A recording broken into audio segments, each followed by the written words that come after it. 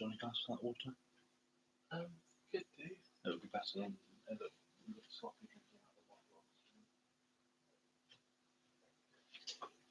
bottle.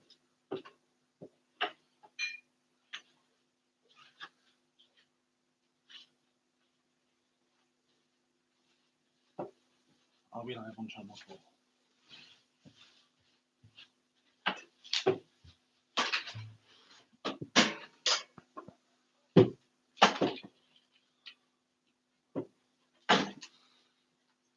Oh, so you went to get pegs. Good idea.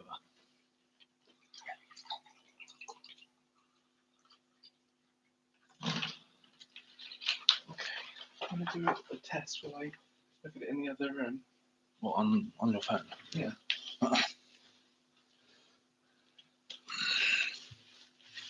Is it live? It's live. Ah, right, good.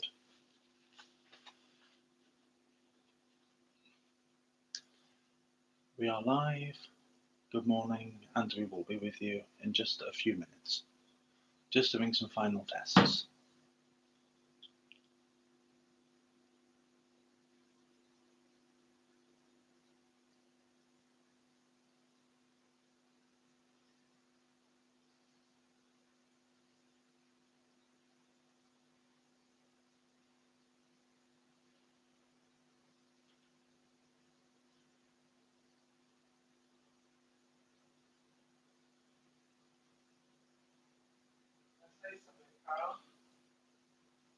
Just doing some final tests. We are live, and we will be with you in just a few minutes.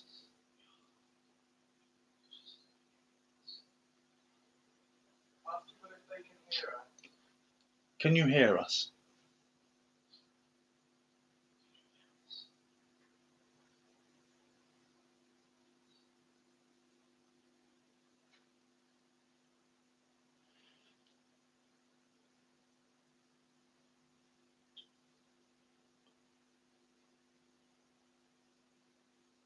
Anything coming through on the live chat? Ah, good. Right. Oh, I see on the side of the screen there that it just going up there, so someone's replied.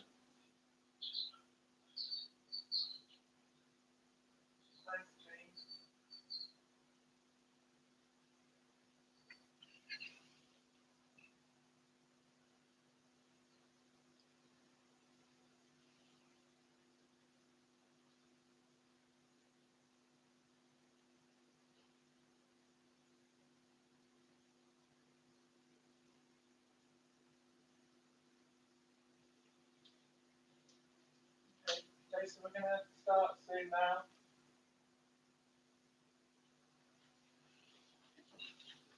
You need the loop, Carl? No. You need anything else from that? No.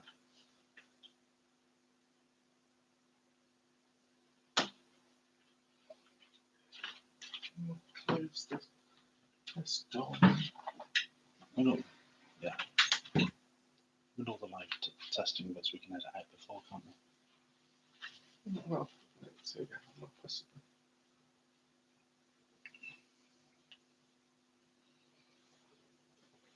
What's the time now?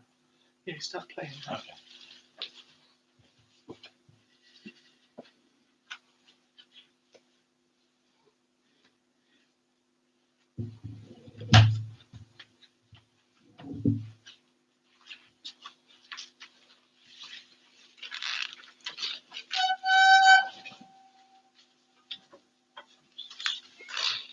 Oh, I'm going to close the window.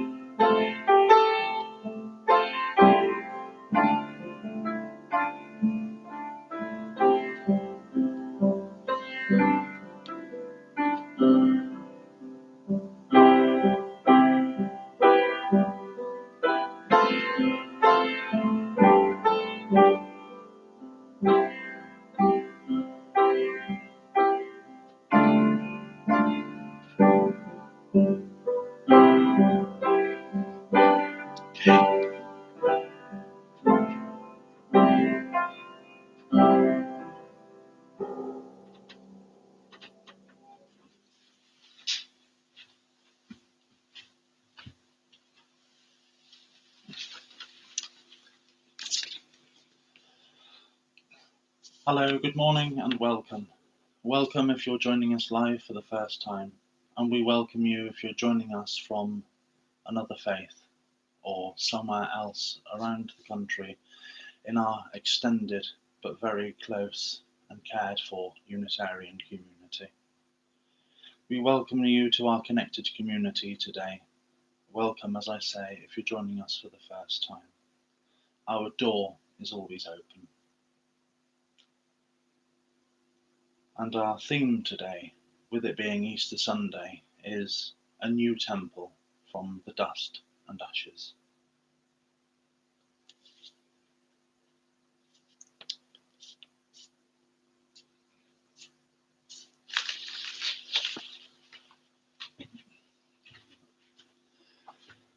We have an introit, and the words are, "Come this day, holy people, come this day and praise. Amen, amen." Mark will play the tune through first, we'll sing it together, and then we invite you to sing it twice through with us.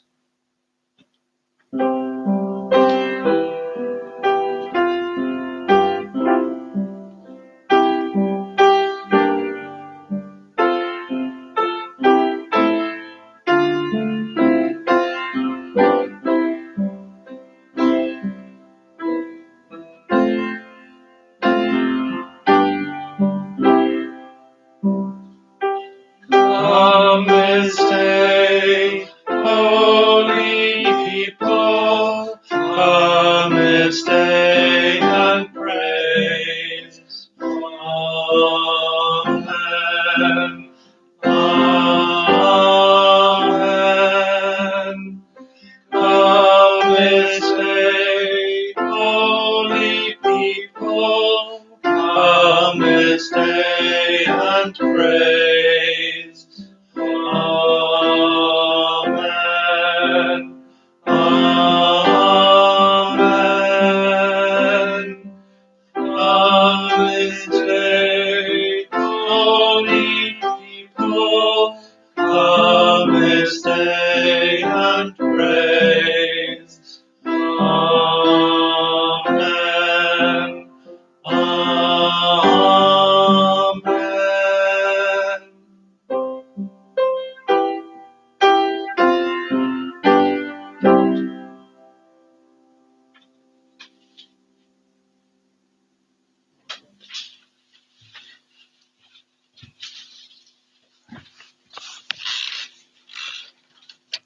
So we come to our traditional lighting of our chalice, the symbol of our shared Unitarian movement.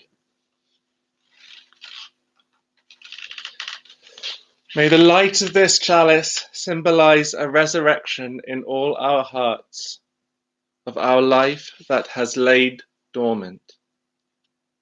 And may we leave all that no longer serves us or the world behind in the darkness of the empty tomb. Amen.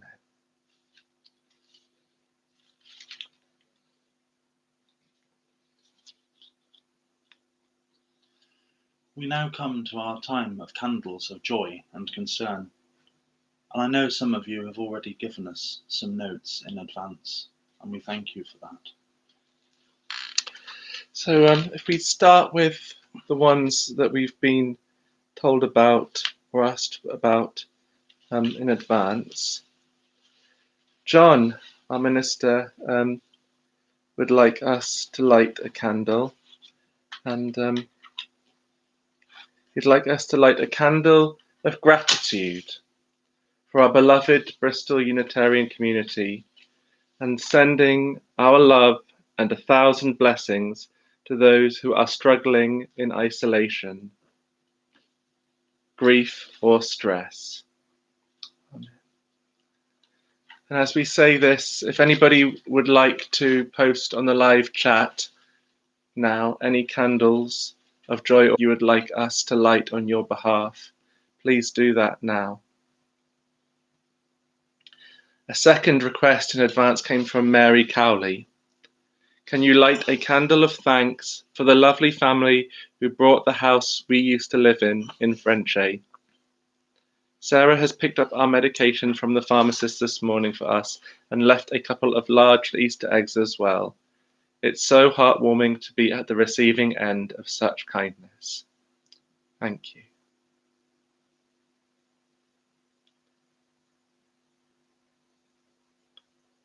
I'm just going to move over to the screen to see if anything else has come in.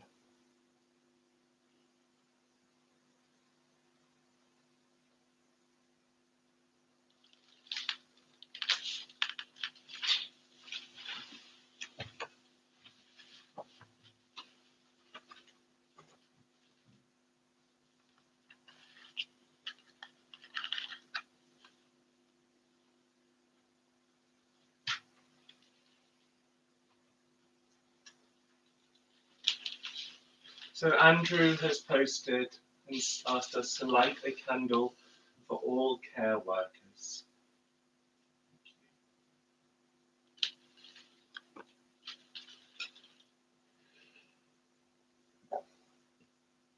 Hello to Bridget, who's just joined us, and anybody else who's just joined us. Please do use the chat facility on the live stream if you'd like to post any more candles of joy and concern. I'd like us to light one for our dear member Diane and her son Matthew this time.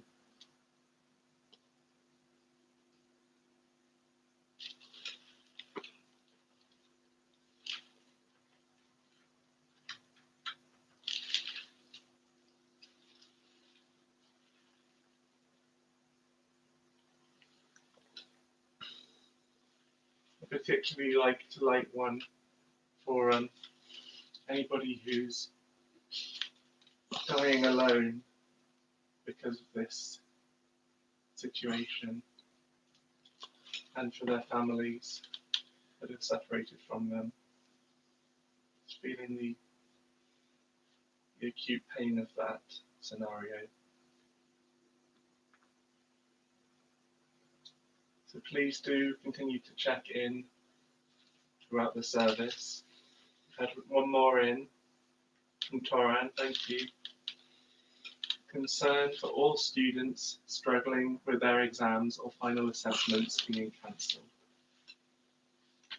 So many things that this is affecting. Thank you, Toran.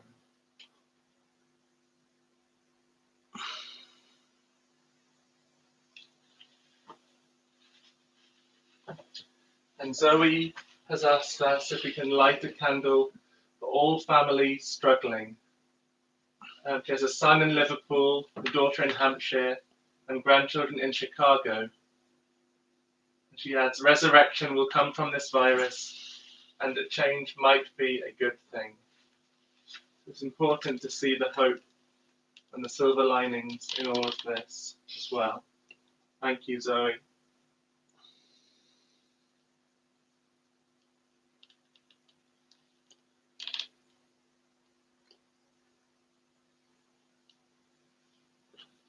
So as I say, if anybody would like to light more candles, let us know and we'll get to them later in the service as well. So thank you. Okay.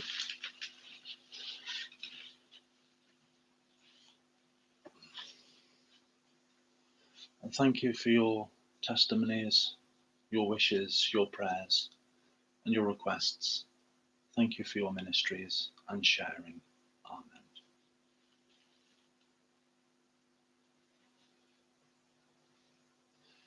We come to our first hymn this morning, and they're all from our purple book. And the first one is In Spring I Saw the Easter Tree.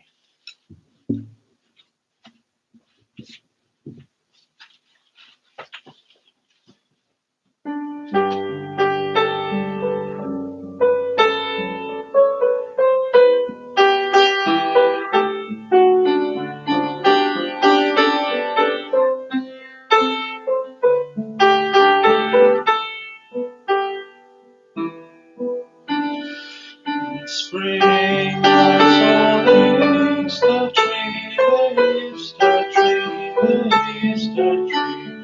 Spring, I saw the Easter tree, carrots in the garden.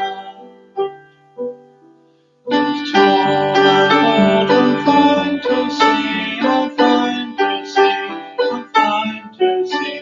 It's tall and broad and fine to see, the fairest tree in the garden. The tree is an evergreen, an evergreen, an evergreen. The fairest tree in the garden. Taste of the light, of the light, of the light. The taste of the light, the fairest tree in the garden.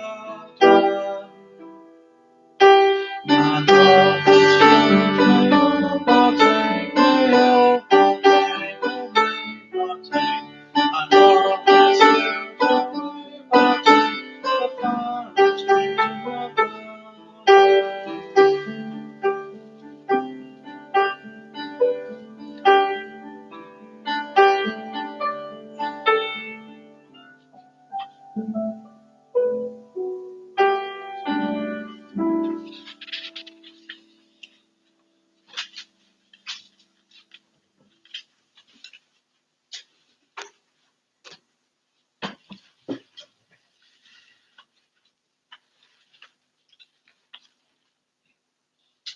So we've had another candle request come in from Jason. Can you light a candle for the homeless in Bristol?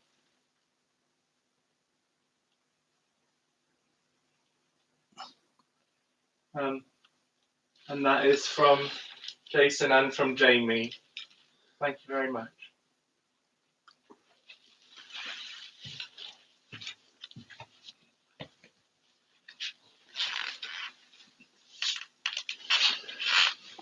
Well, now it's time for a story very relevant to Easter. This story is The Magic Carpenter. In a place far away, there was a man who lived in a castle. He was a rich man, and he had all he wanted, save for a few friends. He went out one day to the village, stood in the marketplace. He walked about and looked, couldn't find anything to buy, and went home. The following day he looked, went to the next town, stood in the marketplace, looked around, but again could find nothing to buy, and went home. That afternoon he went over the other side of the small mountain and saw some field workers. He asked one of them what they were doing. Sewing, he said. What do you do? I'm a carpenter, he said. I live in the castle over the other side of the small mountain. At that he turned around and went home. As he walked away, the field workers shouted, came back. He turned and went back. Come dine with us, they said. The man thought about this and a moment later said, yes, I will. That evening he went and joined them. He arrived and the workers welcomed him. They gave him the best chair in the house, the best wine goblet, and the most precious platter, and the best of all their produce, which sadly wasn't much. The wine goblet was filled with stale water, and only the food was some mouldy bread. The field workers were ashamed of their meagre offerings, saying, we are only too sorry that we appear the same as you saw us, dressed this morning. But the carpenter answered, it is of no matter. It's the love and friendship with the hospitality that adorns all your hearts. That is most precious, more than any possession. At the end of the evening, he invited them to come to the castle for a meal. They were delighted. A few days later, they had lunch there. He asked each of them what they did in the fields. In turn, one said, "I sow and harvest the grapes." "I with the olives," said another. "I with the grain," said another. Another said, "I sow and harvest vegetables." "And I," said another, "keep the rows of all the beans." But they were all sad as none of their crops had come in that year. The magic carpenter was concerned. The chief worker said, "We pray for rain, and the sun, and the riches of the soil. But nothing happens." "I'm sorry," continued the man, "and that all we could offer when you dined with us was some bread and water." "No matter," said the magic carpenter with cheer. "It's the hospitality of your hearts that matter. Please do invite me back to your dwelling this evening for supper," he added. The field workers returned desolately to their homes, knowing that they could only offer the generous man the same old mouldy and stale water they had given him a few days before. However, to their great astonishment, they returned home to find laid out a great banquet with the brightest colours of vegetables, and bright olives, and a clay jug that, with the stale water earlier, was, to their surprise, filled with wine. Very lush, rich, fruitful, red. They couldn't believe it. "How?" they asked. And there, in the sunset, they saw olives, grain, beans, and vegetables as far as the eye could see. They turned to him, asking, "Who are you? Why this? You can't have done this. You're only a carpenter, aren't you?" To which the magic carpenter replied, "You offered me hospitality when you had nothing. When your crops were failing, I had all the food I could eat, but no friends. You have given me something more important than anything material. You have given me your kindness and friendship." "But how have you done this?" they asked. To which he replied, "You've heard of Jesus, haven't you? They worship and venerate me, but they don't seem to come knocking at my door. I've become very lonely, and you gave me the gift of hospitality, which was at the heart of my message all those years ago. And I just so happened to have a little magic left up my sleeve."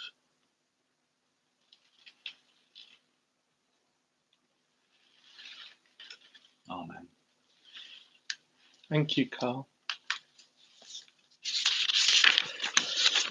So, at the moment, many of us may be filled with practical questions, niggling and gnawing questions that cannot be answered at this time. So we're inviting you to put these questions into your own ponder pond.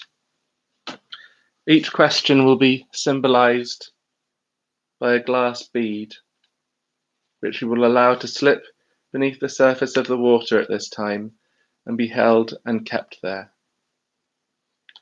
And if you'd like to treat this as a sort of a meditation time. And we'll start and end this, hopefully with a comforting verse from a popular song, quite pertinent to this time of Easter.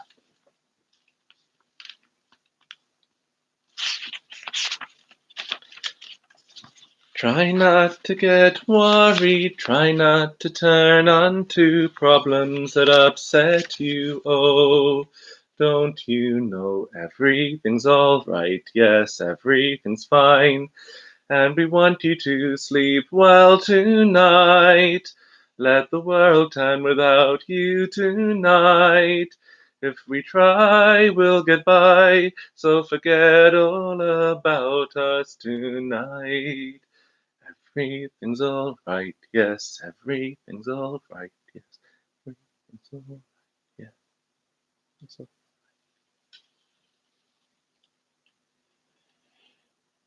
Will I survive this pandemic?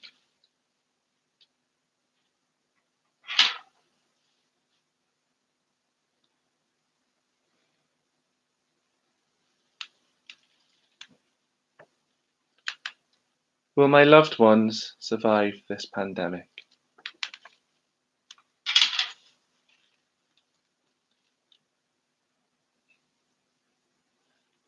Will I and my loved ones recover economically from this lockdown?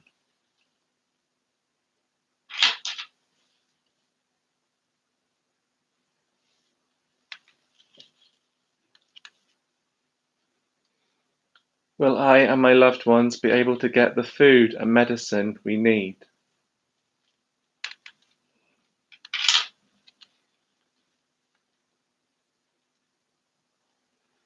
How many people will die?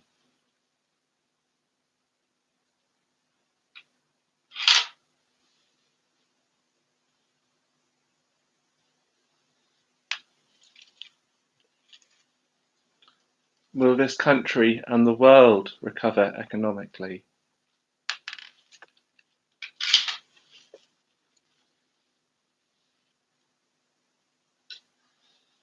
When will this lockdown end?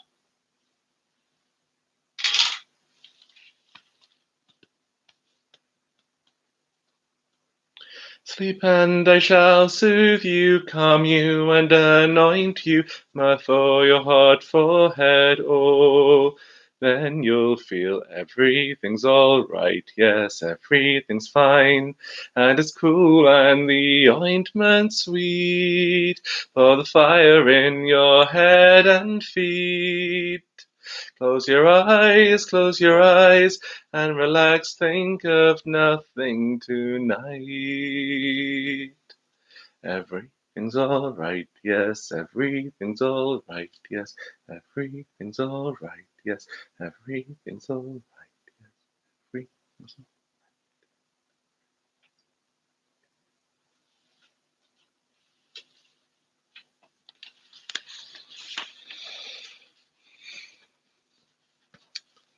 So let's sing again together. Sing for God's glory. Purple Book 143. I'm just going to get the words up there for you.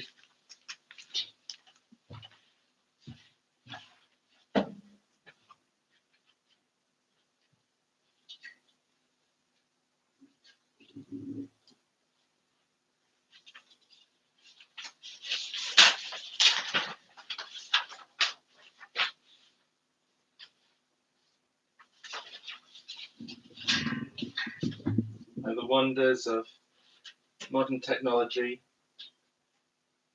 A couple of clothes pegs. Hope you're able to see it.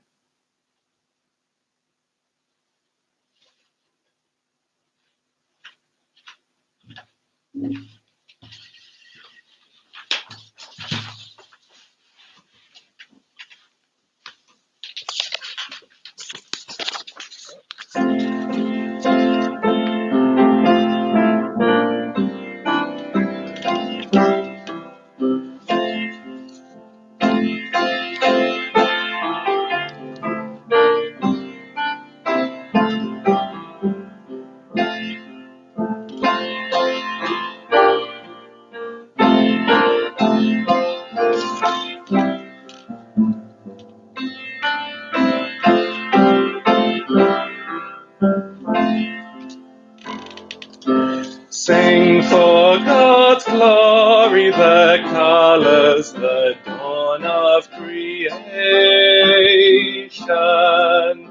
racing across the sky, trailing bright clouds of elation.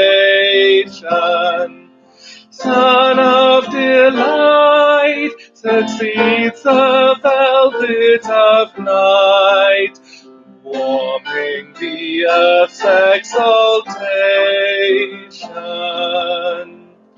Sing for God's power that shatters the chains that would bind us, searing the darkness of fear and despair that could blind us, touching our shame with love that will not lay blame, reaching out gently to find us. Sing for God's justice disturbing each easy illusion, tearing down tyrants and putting our pride to confusion. Lifeblood of right, resisting evil and slight, offering freedom's transfusion. Sing for God's saints who have traveled faith's journey before us, who in our weariness give us their hope to restore us. In them we see the new creation to be, Spirit of love made flesh for us.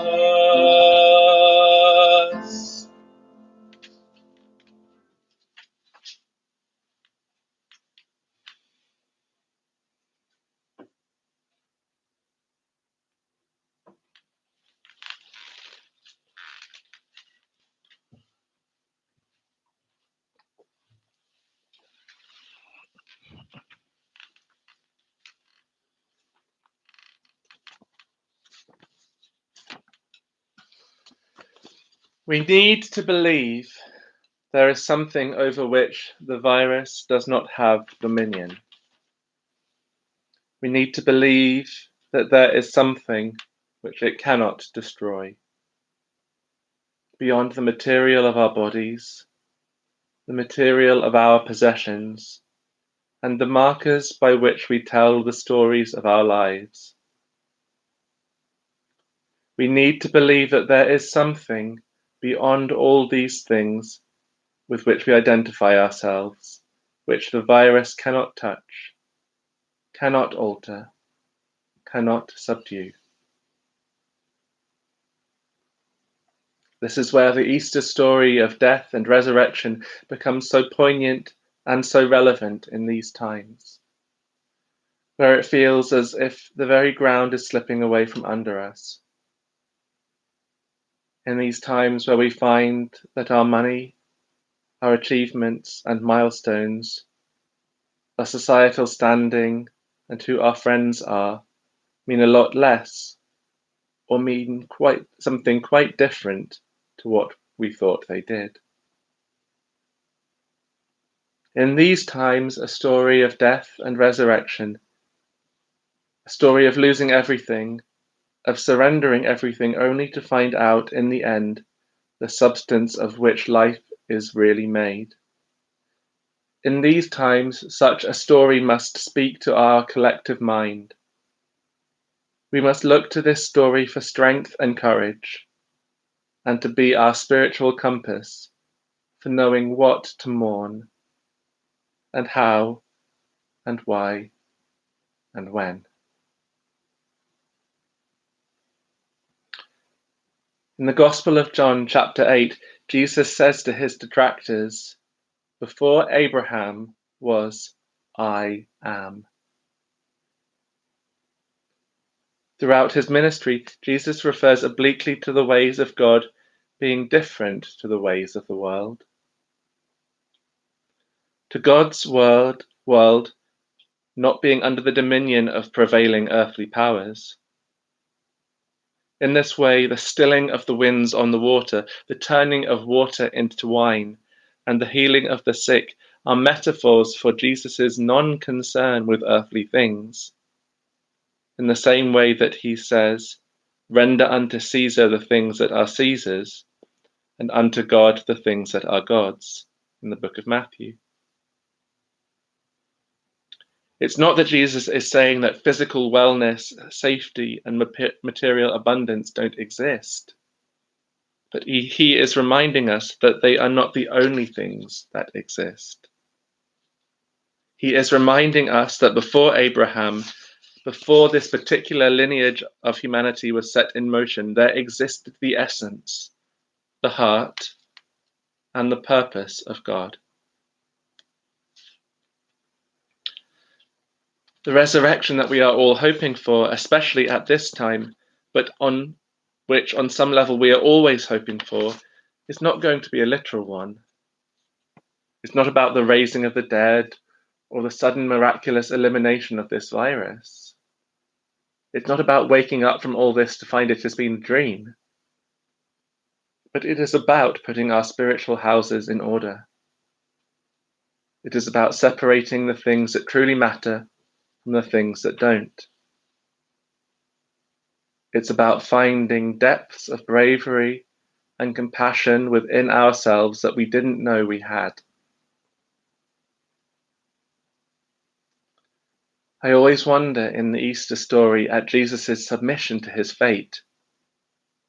Yet it is not a steely submission.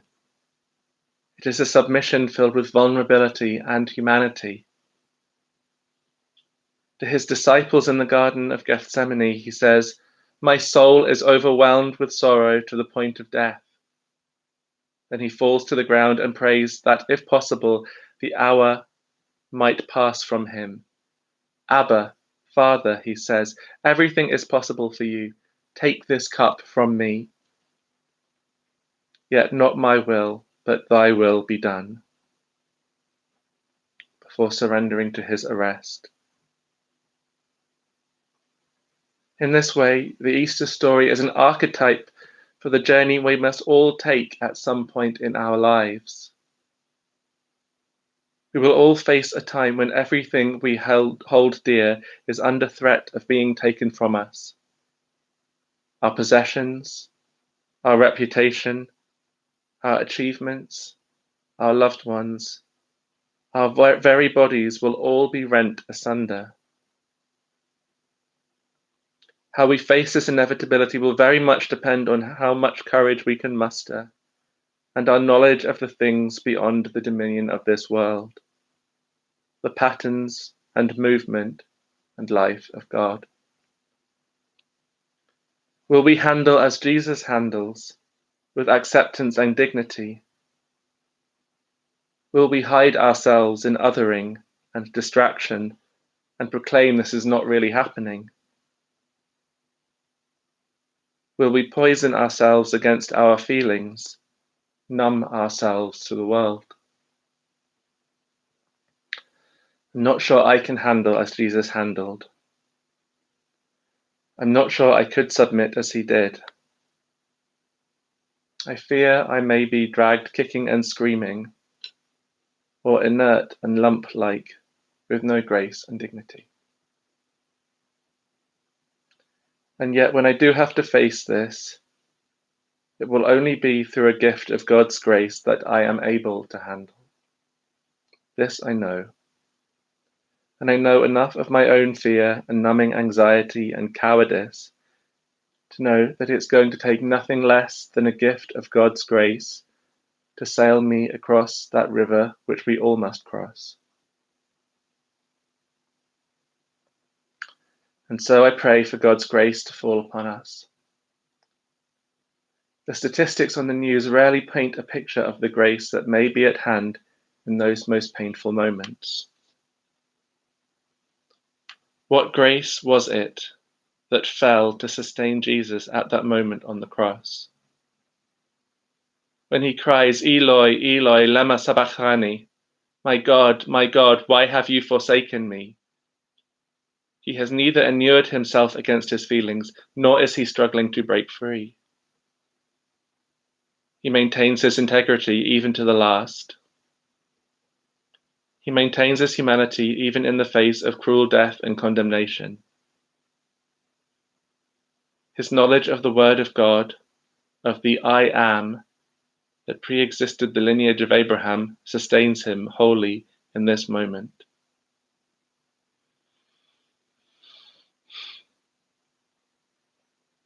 We call the Easter story the Passion, otherwise known as the suffering of Jesus. When we use the word passion nowadays, we're usually referring to something we feel strongly about or care deeply about. We love life with a passion. We suffer. When we love another person with a passion, we suffer. To live fully, to love fully, to care deeply is to suffer. So is there a way to surrender fully to the suffering of this time and of all our times, which models the wholly human and integrated response of Jesus, and yet allows us to rest surely in the word and knowledge of God and not be subsumed by this suffering, not to be broken by our very passion for life and for love and for each other? As a culture, we have lived with this Easter Passion story integrally for many generations, just as the Jews before lived with the Passover story, the liberation from Egypt, for generations before that. Such stories exist in all traditions and cultures across time and become woven into the fabric of our spiritual DNA. Let us this day claim back the story of suffering which has been handed down to us. Let us reclaim this tradition, this archetype, as our own story. Let us look for the clues in it as how to handle, how to stay integrated, how to stay whole, how to stay human in the face of suffering. Let us look for the language of God, for the word of God at the root of all the assumptions which belie our fears, and return there again and again and ask for its sustenance. Let us lead by example in ushering in the dominion of God in this world and imbuing each breath with its secret knowledge. And let us forgive our own failings in this endeavour as we forgive the failings of others. We are only human. We are wholly human. We are integrally and essentially and astonishingly human.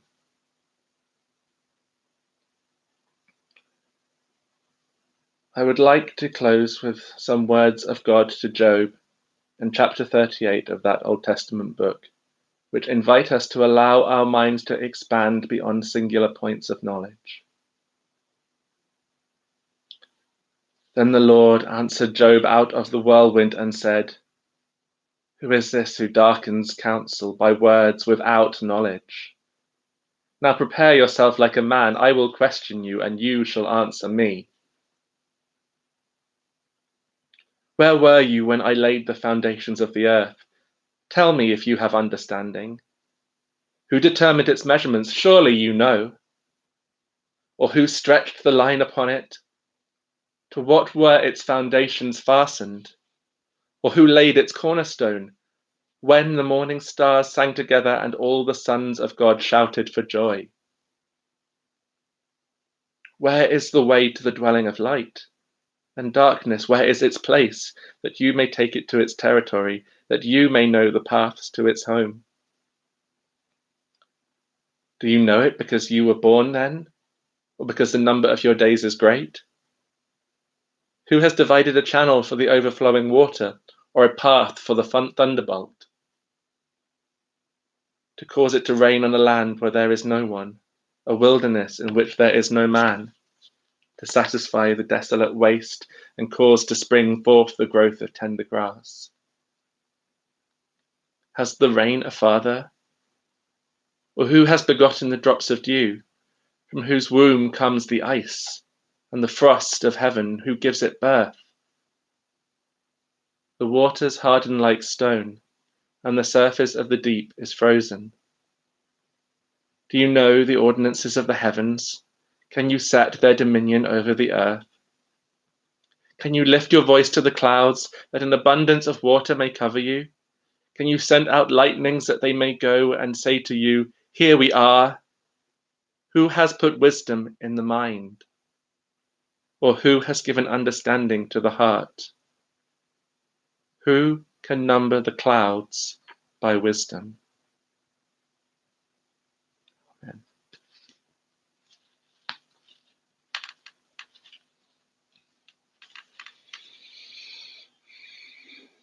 We join in singing our next hymn together, as you are able.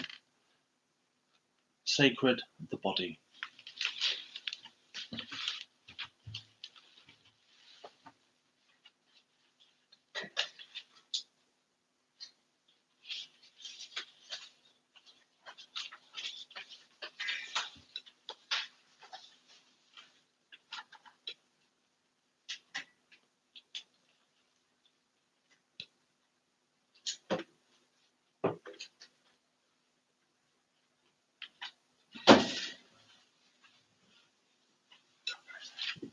One through nine.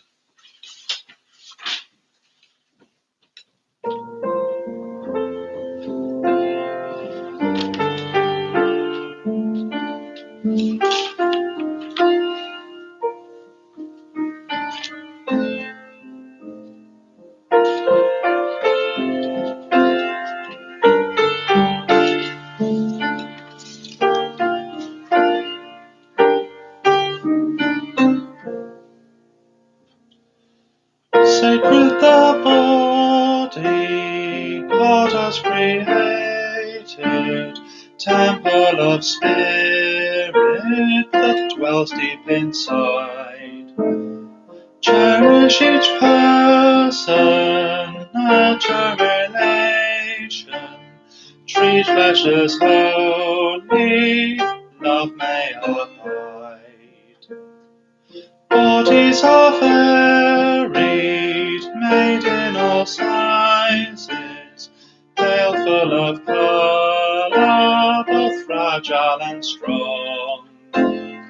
Holy the difference, gift of the Maker, so let us honour each story and song. Love, respect persons, bodies and boundaries. Love does not batter, neglect or abuse.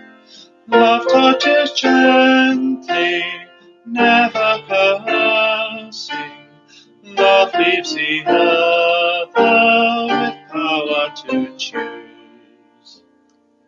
Holy of holies, God ever-loving, make us your temples, indwell we do. May we be careful, tender and caring, so may our bodies give honour to you.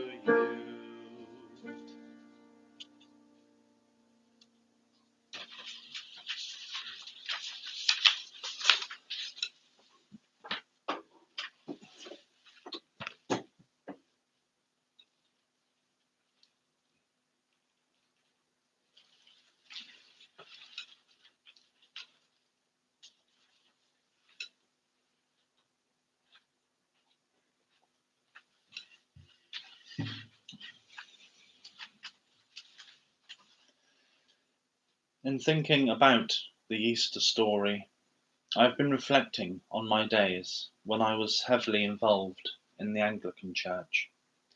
The Easter story is at the heart of each Anglican service every week, with the celebration of the Eucharist, reliving the Last Supper and reminding us of Jesus' covenant and sacrifice.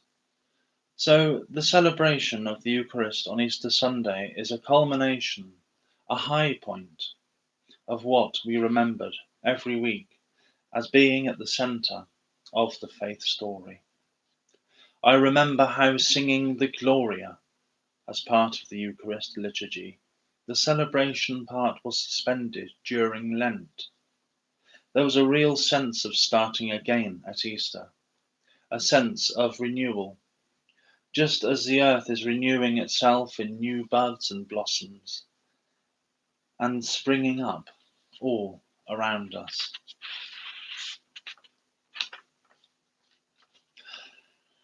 I was used to hearing over so many years, or at least for the years of being in church at Easter, the several different versions of the Easter story. The road into Jerusalem lined up with people welcoming Jesus. The Last Supper, Jesus' betrayal, trial, crucifixion, and ultimately resurrection.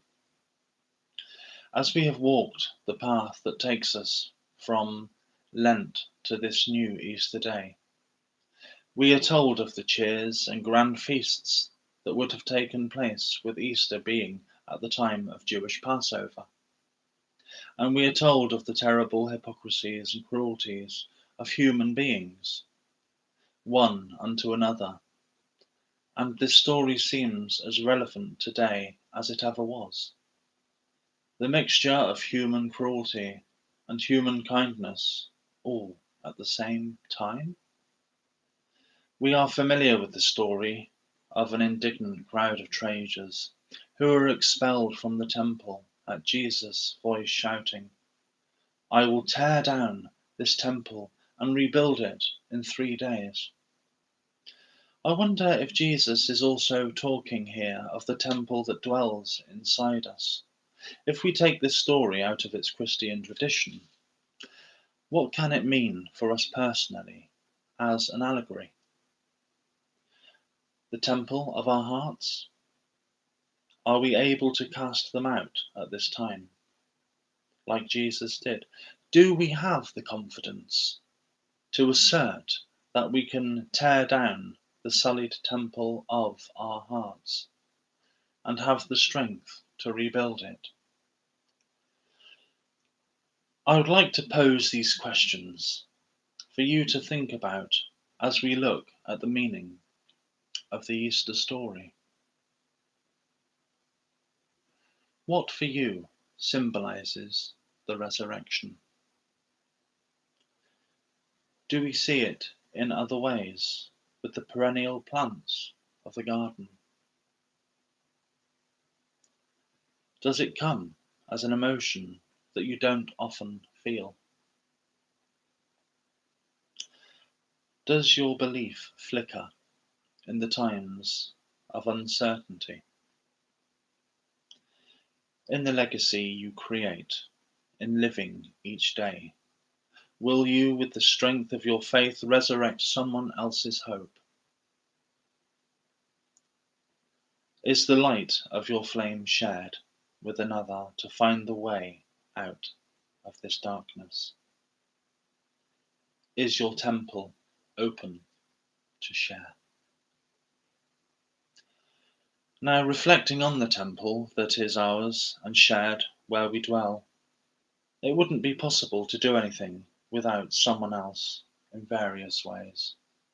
And now more than ever, we're only too keenly aware of our mutual interdependence with one another.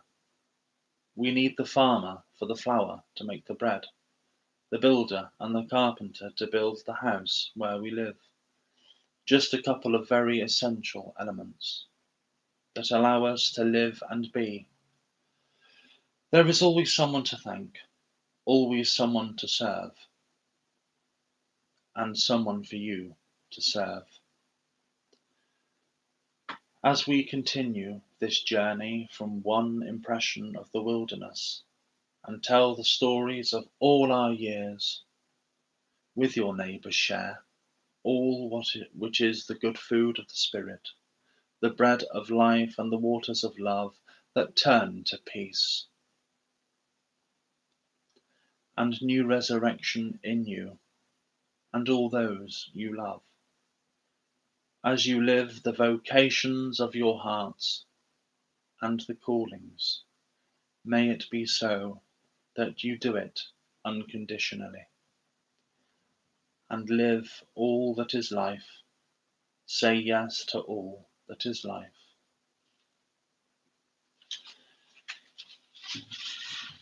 I just close with a few words of prayer at the end of this address. I hope that we will all be the voice that calls in the wilderness, not only to be received, but also the voice that brings the exile home to ourselves, through all the shades of grey and darkness.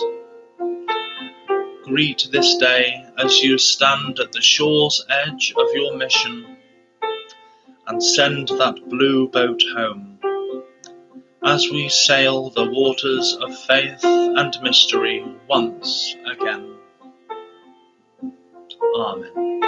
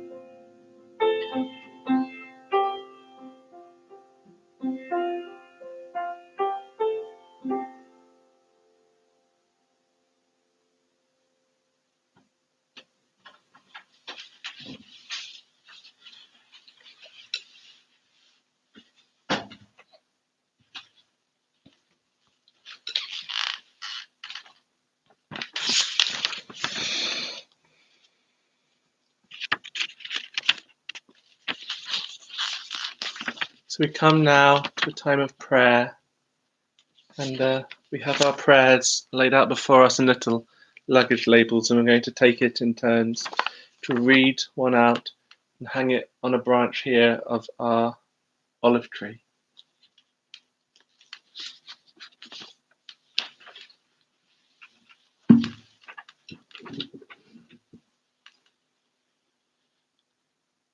For those struggling with the lockdown, living in difficult circumstances, and for those struggling with the isolation of the lockdown.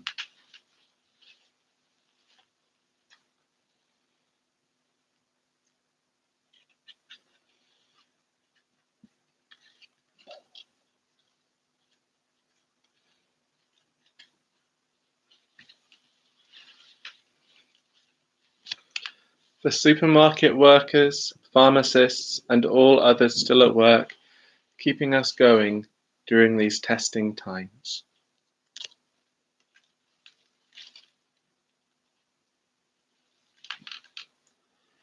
For those in countries poorer than ourselves, who do not have many of the luxuries of space, supplies, food, and equipment for dealing with this pandemic as we do.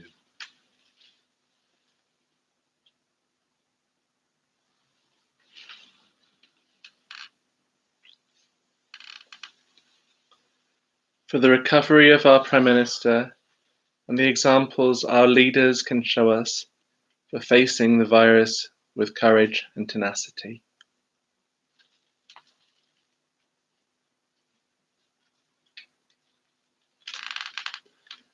For politicians, giving thanks for the burden of responsibility they are carrying on our behalf, and for wisdom and divine grace to imbue their decision-making at this difficult time.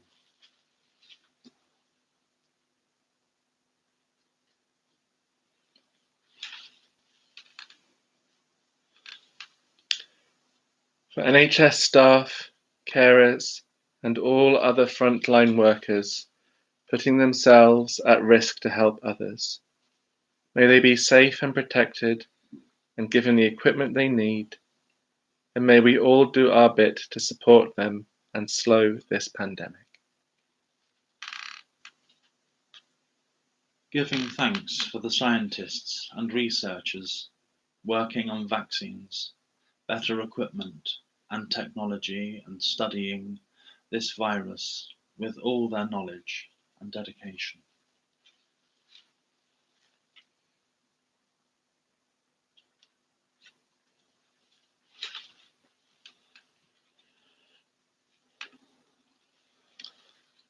For all those dying alone, without loved ones because of these terrible circumstances, and for their families and friends who are mourning. And for all those worried about families and friends, sick at home or in hospital at this time. For all those who are sick at this time, afraid of how their symptoms might be developed.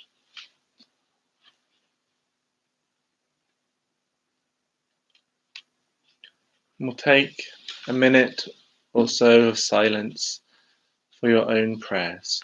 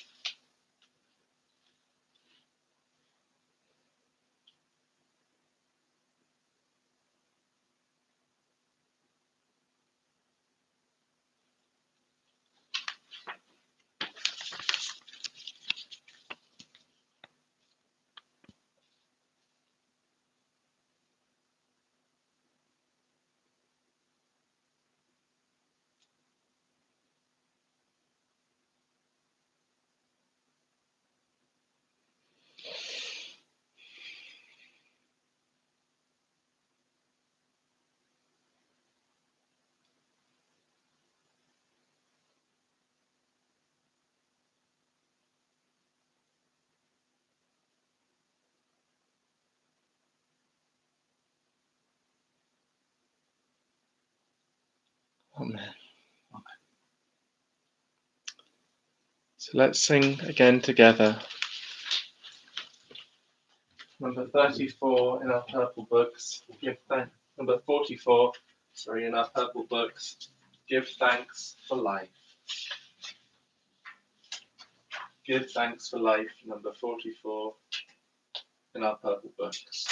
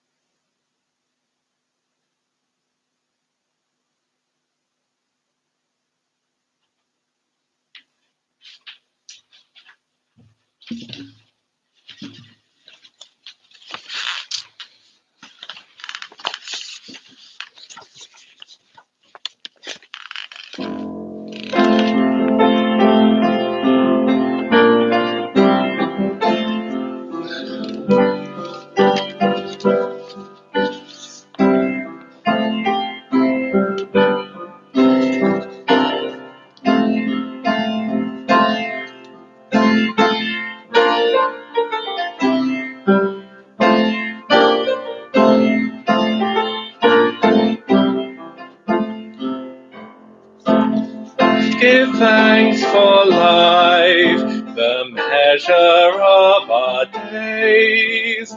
Mortal we pass through beauty that decays, yet sing to God our hope, our love, our praise. Alleluia, alleluia. Give thanks for those whose lives shone with a light, caught from the Christ flame, gleaming through the night, who touched the truth, who burn for what is right. Hallelujah, hallelujah. Give thanks for all are living and are dead. Thanks for the love by which our life is fed. A love not changed by time or death or dread. Alleluia, alleluia. Give thanks for hope that like a seed of grain, lying in darkness, does its life retain, to rise in glory, growing green again. Alleluia, alleluia.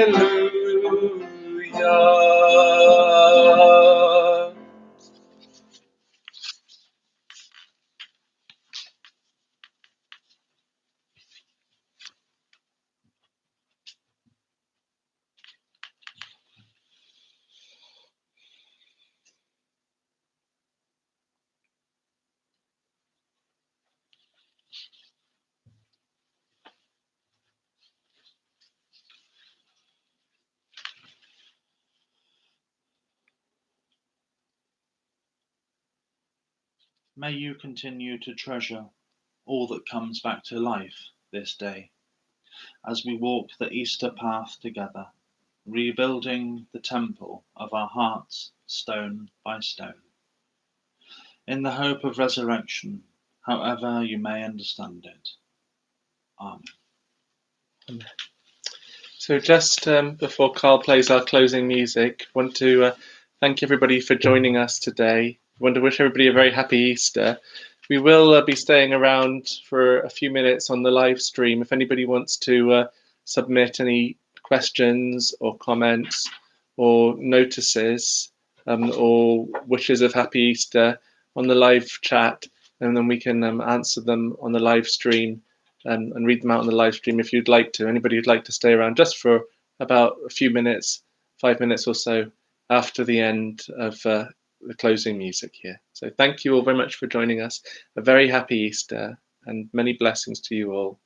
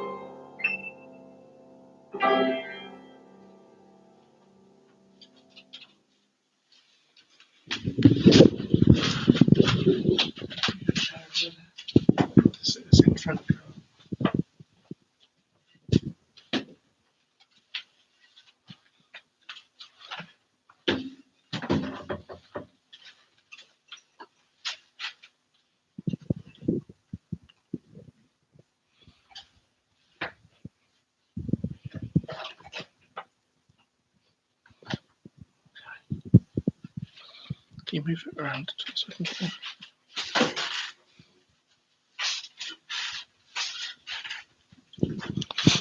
Okay. So thank you very much for your comments during the live stream. So just want to read that comment out from Bridget. Thank you for rich, thoughtful words. So we have all contributed to the human story, which continues with us for a while and then long after the traces of our collective earthly lives remain. Thank you for that. Very important comment here from Andrew. Thank you. If anyone would like to make an offertory, then they can do so by bank transfer to account number 000-600-23, sort code 40-52-40, the French Shea Chapel. And so you can see that on the live feed there, and we'll start sending those bank details out in our missives, our email reminders, and places in place of our physical collection, so that everybody can do contribute if they would like to. So thank you for reminding us of that and enabling us to do that, Andrew. Much appreciated. Thank you for your Happy Easter comments. Happy Easter from Peter Bruce. Happy Easter, everyone. Thanks, Mark and Carl. Happy Easter from Andrew. Happy Easter from Paul. Happy Easter from Jason and Jamie too. So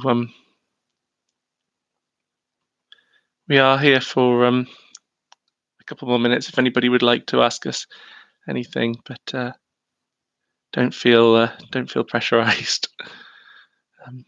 Just thank you all for joining in, and hopefully the technology has worked and you've been able to see and hear us, and hopefully our very state-of-the-art system with putting the words up with clothes pegs on the music stand in front of the screen has worked as well.